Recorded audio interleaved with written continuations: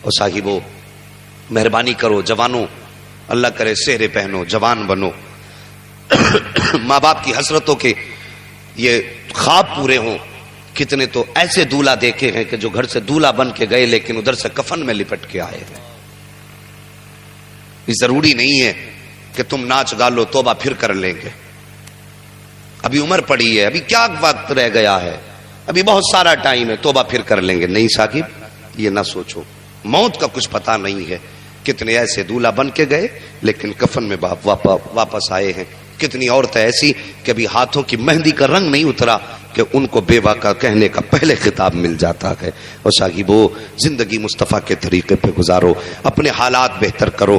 آج معاشرے کی جو خامیاں ہیں، ایک ہنگامہ بشر ہو تو بھولوں ان کو، سینکڑوں باتوں کا رہ کے خیال آتا ہے، کس کس چیز کا تذکرہ کریں، کون کون سی بات بیان کریں۔ مہربانی کرو یہ باجے گاجے بند کرو، مصطفیٰ کے ذکر کی محفلوں کے انعقاد کرو، تاکہ جس جگہ پہ محفل ہوتی ہے وہاں پہ بھی رحمت برستی ہے۔ جو بیٹھ کے سنا کرتے ہیں ان پہ بھی رحمت برسا کرتی ہے، اور جو بیٹھ کر کے نبی نبی کیا کرتے ہیں ان پر بھی اللہ کی رحمت برسا کرتی ہے۔ زندگی بہتر کرو صاحب، زندگی بہتر کرو۔ ابھی شادی کو چند دن گزرتے ہیں کہ گھر کے اندر تماشے شروع ہو جاتے ہیں۔ ساس بہو کو دیکھنے تیار نہیں، بہو ساس کو دیکھنے کے لیے تیار نہیں۔ وہ کہتی ہے یا تو رہے گی گھر میں یا میں رہوں گی۔ وہ اس کو چھوڑنے تیار نہیں، وہ اس کو لے جانے کے لیے تیار نہیں۔ مہربانی کرو زندگی کے حالات بہتر کرو، اپنے اور میاں بیوی کے درمیان اچھے رشتے قائم کرو۔ میں کہتا ہوں ہر دن لڑکوں کو ڈانٹا گیا، لیکن آج لڑکوں کے ماں باپ سے بھی کچھ باتیں کرنا چاہتا ہوں۔ یہ میری بات پوری دنیا سنے گی اور پوری دنیا میری بات پہ غور بھی کرے۔ میں کہنا چاہتا ہوں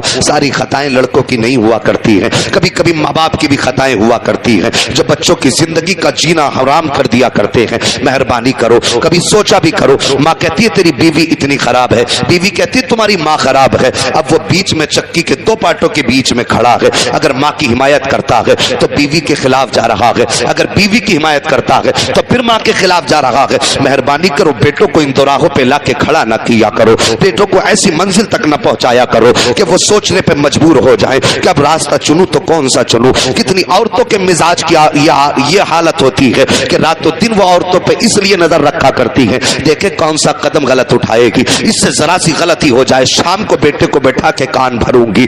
بیوی تیرے گھر کے اندر یہ جو عورت آئی ہے تیرے بیٹے کی بیوی بن کے، یہ تیرا کوئی پارٹنر نہیں ہے، تیری شریک نہیں ہے، یہ تیری بیٹی بن کر کے آئی ہے۔ مہربانی کر اسے اپنی بیٹی سمجھا کر۔ اپنی بیٹی دن میں 10 بار اگر غلط کام کر دے تو ڈانٹ کے چھوڑ دیا کرتی ہے، کچھ نہیں کہا کرتی ہے۔ کبھی کبھی بیٹی کو نظر انداز کر دیا جاتا ہے، لیکن بہو اگر زندگی میں ایک غلط کام کر دے یا اس کا کوئی کام ایسا ہو جائے جو عورت کی ساس کی اور سسر کے مزاج کے خلاف ہو تو اس کو ایسے اٹھایا جاتا ہے جیسے کسی آتنکوادی نے گھر میں حملہ کر دیا ہو، پورا مزاج بنایا جاتا ہے۔ شام کو لڑکے کو بیٹھا کے کہا جاتا ہے بیٹے تمہیں کیا بتائیں، اب تو چپ رہنا ہی بہتر لگتا ہے، ہماری تو کوئی سننے کو تیار ہی نہیں ہے، اب ہم کیا کریں بھیا۔ یہ کہہ کے بیٹے کا پہلے مزاج گرم کیا جاتا ہے، ادھر بیٹے کے تیور چڑھنے شروع ہوتے ہیں۔ کہتا ماں ہوا کیا ہے، کہا بیٹے کیا کہیں، اگر کہیں تو بس وہی بات کئی بات پر آئی ہو جاتی ہے، یہ کہہ کے اور آگ لگائی جاتی ہے۔ جب بیٹا پورے جلال میں آتا ہے ماں بتاؤ گی یا بولتی ہی رہو گی، کہا بیٹے تمہیں کیا بتائیں،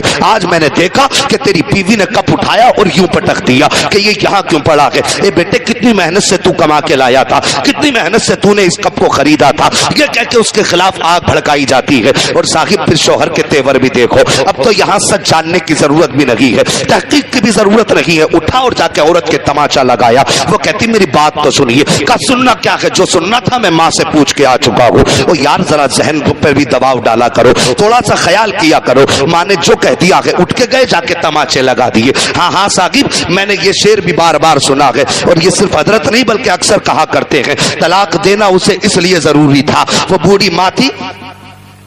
ہاں کیسے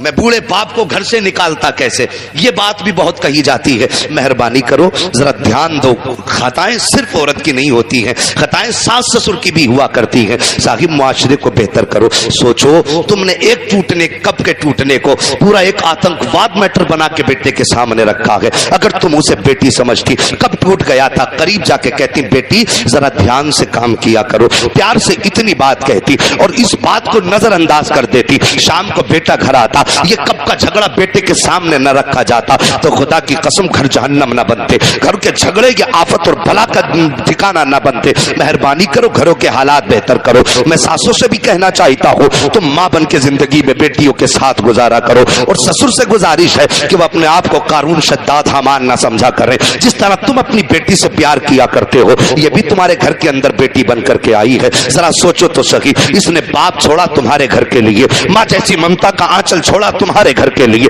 भाइयों का रिश्ता छोड़ा तुम्हारे लिए। जिस घर में ये सुकून से पूरी जिंदगी रही है, उस घर को छोड़ना कितना मुश्किल होता है, कभी तुमने सोचा भी नहीं होगा। यार कोई जानवर हम पाल लिया करते हैं और कुर्बानी का वक्त जब आया करता है तो ज़िबा करने के वक्त उसकी कुर्बानी नहीं देखी जाती है। कुछ दिन तुम जानवर पाल लो तो उससे तबीयत इतनी मानूस हो जाती है कि उससे जुदा होने को दिल नहीं करता है। और फिर बेटी को तो बाप 18 साल सीने से लगा के पालता है, 20-25 साल तक परवरिश करता है। फिर किस दर्द के साथ वो बेटी को रुखसत करता होगा? क्या ये सोच के रुखसत करता है कि बेटी मैंने जल्लादों के हवाले की है, या ये सोच के रुखसत करता है कि बेटी मैंने कसाईयों के हवाले की है? क्या वो बेटी को बेच रहा है या कीमती तोहफा तेरे दामन में डाल रहा है? नहीं नहीं, वो तुम्हें जल्लाद समझ के नहीं देता, तुम्हें कसाई समझ के नहीं देता। जब बेटी को रुखसत करता है, हाथ उठा के रो के कहता है, या अल्लाह मैं ये नहीं जानता हूँ मेरी बेटी को आज के बाद बिस्तर पे बैठ के खाना मिलेगा या ठोकरों में बैठ के खाना मिलेगा, हर लुकमे पे तारीफ मिलेगी या लुकमे पे लोगों के ताने मिलेंगे। वो रो के कहता है, या अल्लाह अब मैंने बेटी तेरे करम के हवाले कर दी है। खुदा की कसम बाप बेटी को रो करके रुखसत करता है।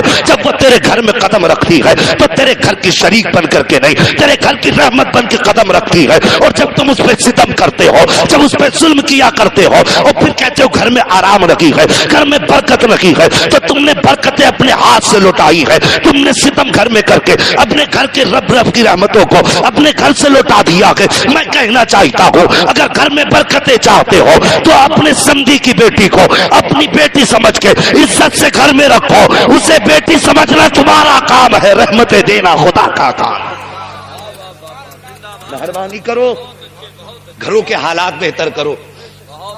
अभी मुझसे पहले मेरे उस्ताद गिरामी हजरत अल्लामा मौलाना मुफ्ती मोहम्मद आकिल साहिब क़िबला मिसबाही दामजिल्लहुल आली, जिन्होंने हम जैसे हजारों नाकाराओं को किसी कार का बनाया है, अभी आपने उनकी गुफ्तगू सुनी और बड़ी मालूमाती और इस्लाही गुफ्तगू शेखुल अदब साहब की रहा करती है, अल्लामा साहब की हुआ करती है। अल्लाह ताला हजरत का साया हमारे सरों पर देर कायम व दायम फरमाए। हाँ साहिबो, मेहरबानी करो, आए दिन तलाक के झगड़े, आए दिन मियाँ बीवी की नाराजगियां, ये क्या है? ये हमारे हाथों का फल है। एक बात बताओ, थके तो नहीं हो अभी थोड़ी देर के लिए? जरा